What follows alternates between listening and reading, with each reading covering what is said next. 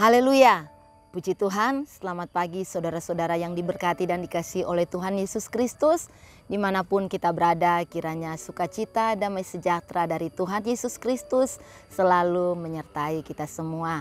Puji Tuhan, renungan pagi hari ini saya ambil di dalam Kisah Rasul pasal 10 ayat 34 sampai ayat yang ke-35.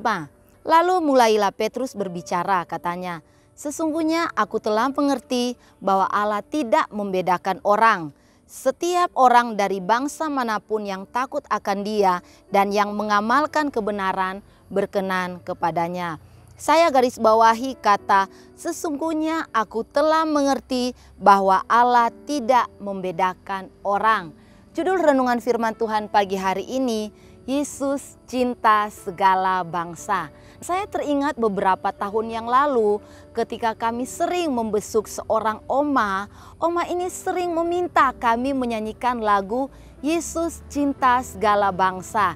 Jadi sebelum kami berdoa, sebelum kami membaca firman Tuhan, kami menyanyi bersama-sama dengan oma. Dan oma ini semangat ketika menyanyikan lagu Yesus cinta segala bangsa. Lagunya berbunyi, Yesus cinta segala bangsa, segala bangsa di dunia, kuning, hitam, putih, merah, semua Tuhan cinta, nanti terima mahkota selamanya. Mungkin waktu awal-awal saya membesuk oma tersebut, saya berkata, wah oma, lagunya kok lagu sekolah minggu. Ketika kami menyanyikan bersama-sama dengan oma ini begitu semangat menyanyi Yesus cinta segala bangsa. Dan saya kemudian merenungkan lagu tersebut bahwa memang benar Yesus cinta segala bangsa. Yesus cinta semua orang walaupun kulitnya kuning, putih, merah, hitam sekalipun. Tuhan Yesus tetap cinta. Kebenaran firman Tuhan pagi hari ini mengingatkan ketika Petrus berkata bahwa Allah tidak membedakan orang. Dan inilah yang terjadi kepada seorang pribadi yang namanya Kornelius.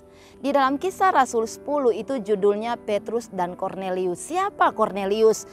Di dalam Kisah Rasul 10 ayat pertama di situ mencatat bahwa Kornelius adalah seorang perwira pasukan yang disebut pasukan Itali. Jadi Kornelius adalah orang Romawi. Namun di dalam ayat yang kedua dikatakan bahwa ia saleh. Bahkan ia serta seisi rumahnya takut akan Allah. Dan ia memberi banyak sedekah kepada umat Yahudi dan senantiasa berdoa kepada Allah. Jadi saudara, keselamatan itu yang memang pertama-tama untuk umat Tuhan yaitu orang Israel. Tapi kita melihat bahwa keselamatan itu bukan hanya saja buat orang Israel, orang Yahudi. Tapi keselamatan itu buat semua orang. Bahkan kalau kita melihat di dalam Kisah Rasul 10 ayat 44 ketika Petrus datang ke rumah Kornelius dan berbicara, maka orang-orang yang mendengar ketika Petrus berbicara, mereka dipenuhi dengan Roh Kudus. Di dalam Kisah Rasul 10 ayat 45 di situ dikatakan, dan semua orang dari golongan bersunat yang menyertai Petrus tercengang-cengang karena melihat bahwa karunia Roh Kudus dicurahkan ke atas bangsa-bangsa lain juga. Jadi Roh Kudus itu dicurahkan bukan hanya saja buat bangsa Israel, umat pilihan Allah, tapi Roh Kudus dicurahkan ke atas bangsa-bangsa yang lain. Saudara, di dalam perjanjian baru ada juga seorang pribadi ya. Ketika Filipus membaptis seorang Etiopia, dia adalah seorang sida-sida pembesar dan kepala perbendaharaan Sri Kandake Ratu Negeri Etiopia. Di situ kita bisa melihat di dalam Kisah Rasul 8 ayat 27 sampai ayat 40. Ketika ada sida-sida dari Etiopia itu juga dibaptis oleh Filipus. Dan bukan saja sida-sida Etiopia yang diselamatkan saat itu, tapi kita lihat ketika seorang pribadi yang pertama awalnya dia tidak mengenal Yesus, yaitu Simon orang Kirene. Yang kalau kita lihat sejarahnya bahwa Simon orang Kirene ini adalah orang yang berkulit hitam. Tapi ketika dia bertemu dengan Tuhan Yesus, hidupnya diubahkan. bukan saja Simon orang Kirene, bahkan anak-anaknya dipakai oleh Tuhan untuk menjadi hamba-hamba Tuhan yang luar biasa di jemaat mula-mula pada waktu itu. Jadi di sini kita melihat bahwa Yesus mengasihi setiap kita. Yesus mengasihi setiap saya dan saudara dari latar belakang apapun. Latar belakang keluarga kita, pendidikan kita, warna kulit kita. Tuhan Yesus tetap cinta dan tetap mau pakai kita. Jadi melalui kebenaran firman Tuhan pagi hari ini, mari, Yesus cinta segala bangsa. Yesus bukan cinta hanya orang-orang yang kaya, orang-orang yang punya uang, orang-orang yang cantik, ganteng, orang-orang yang punya pendidikan. Tapi Yesus cinta kita semua. Yesus cinta segala bangsa. Biarlah kebenaran firman Tuhan pagi hari ini mengingatkan supaya saya dan saudara memiliki suatu keyakinan dari latar belakang apapun kita, dari manapun kita berasal. Yesus tetap mencintai dan mengasihi kita semua.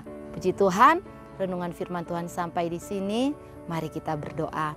Terima kasih Tuhan Yesus, kami bersyukur karena kami punya Tuhan yang sungguh baik, yang sungguh mengasihi kami dari latar belakang apapun kami, dari manapun kami berada Tuhan.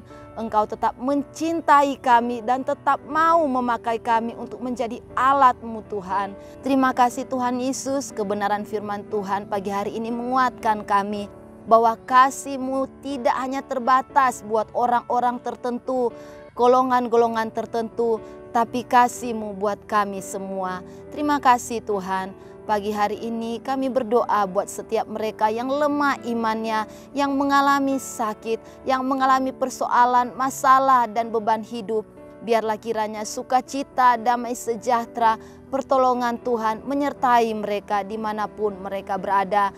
Biarlah Tuhan hati kami tetap terus menengadah kepada Engkau dan tetap terus berpengharapan di dalam Engkau. Dalam keadaan apapun Tuhan kami tidak kecewa, kami tidak khawatir, cemas dan takut. Karena kami punya Tuhan yang sungguh mengasihi kami, yang dapat kami andalkan dalam segala hal. Terima kasih Tuhan, kami mengucap syukur pagi hari ini. Di dalam nama Tuhan Yesus Kristus kami berdoa. Haleluya. Amin.